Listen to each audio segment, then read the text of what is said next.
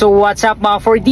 For today's topic ay pag-uusapan naman natin ng Active Park Assist ng Ford Territory Internal Combustion Engine or ICE. Tandaan po natin na ang hybrid na Territory ay wala na pong Active Park Assist. So sa mga naka-ICE na Territory, para sa inyo yung video na to at ito palagi din naman tinatopic to, no? Paano nga ba gumagana ang Active Park Assist at gaano nga ba ka-accurate pagdating sa safety itong Active Park Assist ng Ford? Let's go. So let's go.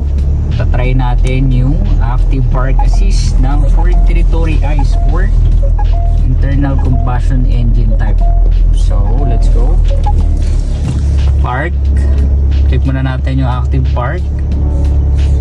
So click, then park in, tapos shift to drive. Yan, drive tayo. Tapos i-scan niya na yung area na kung saan siya magpa-park. So let's check, drive forward. So may nakita siya. So please select parking.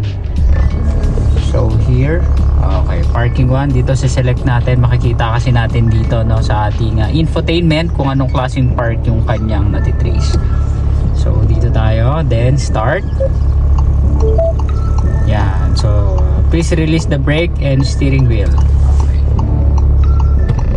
So re-release. So ayan na siya. Pa-park na siya ng kusa. Check natin kung gaano siya ka-accurate, no? Yan, automatic parking. Yan, so reverse. Yan, automatic na rin siya. So yan yung kinagandahan sa kanya. So check natin. So syempre hindi natin pwedeng iasa lang sa ating technology. So tignan din natin yung ating mga side by side mirror. Check. And reversing. Drive forward. Yan ito guys, no, tingnan natin mga 4D kung gaano nga ba ka-accurate ang Active Park Assist. So kung makikita nyo, binitawan ko ni Manibela, siya lang yung kusang nagpa-park.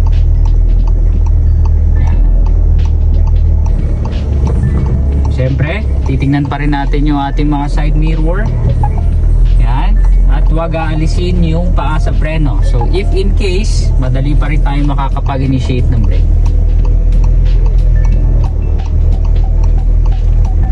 Okay. So, yan. Kung makikita natin, parking complete. Yan. So, ito na siya. So titignan natin na lalabas tayo kung gaano nga ba kagaling or ka-accurate yung ating park assist ng Ford Territory ICE or internal combustion engine. Let's go. Ito makikita natin, no, yung sinusundan niya sa likod, talagang naka-align siya sa distansya, no, 1 meter din yung kanyang distance, no, pagdating sa side. Check naman natin yung side. Yan, pagdating sa side, so napakalaki pa rin, makakapag-open pa rin ng doors yung driver side natin, pati yung passenger na kabilang sasakyan, napakagaling.